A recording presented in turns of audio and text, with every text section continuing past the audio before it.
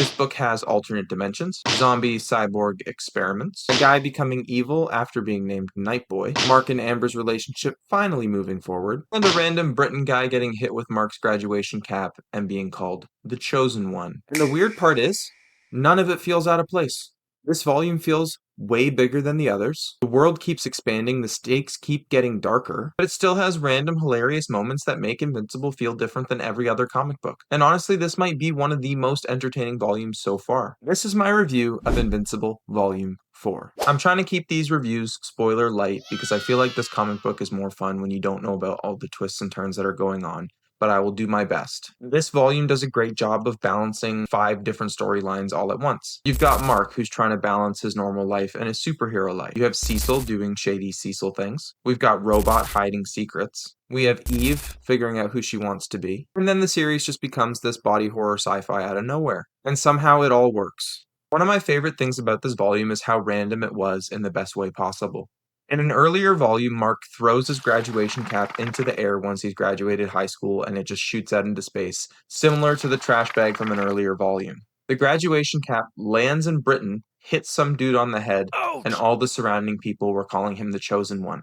I didn't think they'd take this tiny subplot joke, whatever you want to call it, and just turn it into this really funny joke, but also like a storyline. I want to know what happens next. Is he the Chosen One? Invincible constantly takes these small throwaway moments and turns them into something bigger, which is just such a great payoff for the reader. And it keeps the world alive because it makes it feel like everything matters eventually. We also see Eve quit being a superhero for a while, and instead of fighting villains, she actually goes to Africa to help build homes. She has this moral dilemma about her powers and starts to understand that she can do more than just punch bad guys in the face. She can rearrange atoms. She can build homes. So that's exactly what she does. She starts asking what's the best way to help people. And I think this volume did a really good job at showing that everyone in this universe is growing up a little bit. We've been with them now for 4 volumes. A lot of heroes say that they want to help people, and then they go punch some bad guys in the face and they're the superstar. But Eve actually wants to help people, and she doesn't care if anybody sees it. I think that's very different than a lot of superhero comics, and I really like and respect that direction for her character. Then we've got some mystery stuff. We'll start with Darkwing. So Darkwing was a Guardian of the Globe. He died, and then all of a sudden in this volume he comes back, but it's not actually Darkwing. It's his assistant, whose name is Nightboy. And I know that Darkwing is a spoof on Batman. It's hilarious to me that he has a sidekick named Nightboy because that's like throwaway insult that you would give to Robin in the Batman comic. Nightboy has taken on the mantle of Darkwing, however, he's gone a little nuts and he started killing people, so Invincible has to stop him. And then what the heck is going on with Robot? I know that in the show he's like a guy in a robot suit or a guy that controls a robot suit, but we don't really know that in the comic, and he's got this weird hairy baby thing in a tank that he talks to, and it sounds so weird to say that out loud, but it is happening in the comic, and I don't know if I want to know what happens next because I feel like it's gross, but I also just want to know why. And now every time Robot shows up, it's a little unsettling because I don't know if he's a good guy, if he's a bad guy, what's really going on with him. And then the series gets darker with the introduction of Sinclair.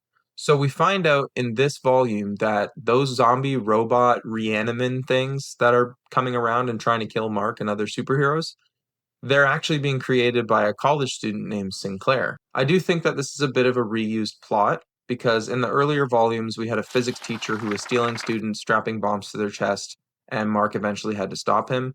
And now in this volume we have a college student who is stealing students and turning them into these ReAnimen robot things that Mark has to fight.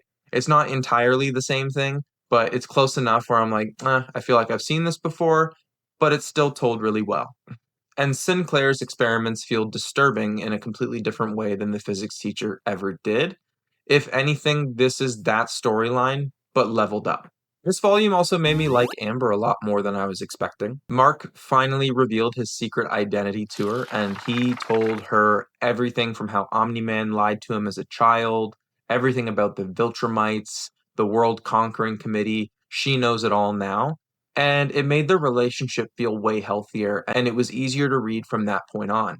Amber's no longer kept in the dark about what's going on and trying to guess what Mark is doing. No longer does she need to think, oh my god, is my boyfriend a drug dealer? No, she completely understands that her boyfriend is a superhero, he has lots of responsibility, and there's things that he needs to do. and it just makes her character that much better. It's great to know that she wasn't just trying to figure out what Mark was doing because she was jealous.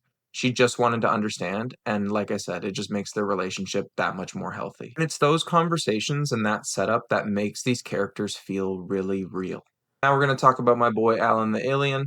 I know him a bit from the show. He's voiced by Seth Rogen. It's really cool. He's really funny. But this volume gave us an entire issue just dedicated to Alan the Alien, and it takes place right after his interactions with Mark at Earth. Alan the Alien flies home to speak to the Coalition of Planets and let them know that he's found a good Viltrumite.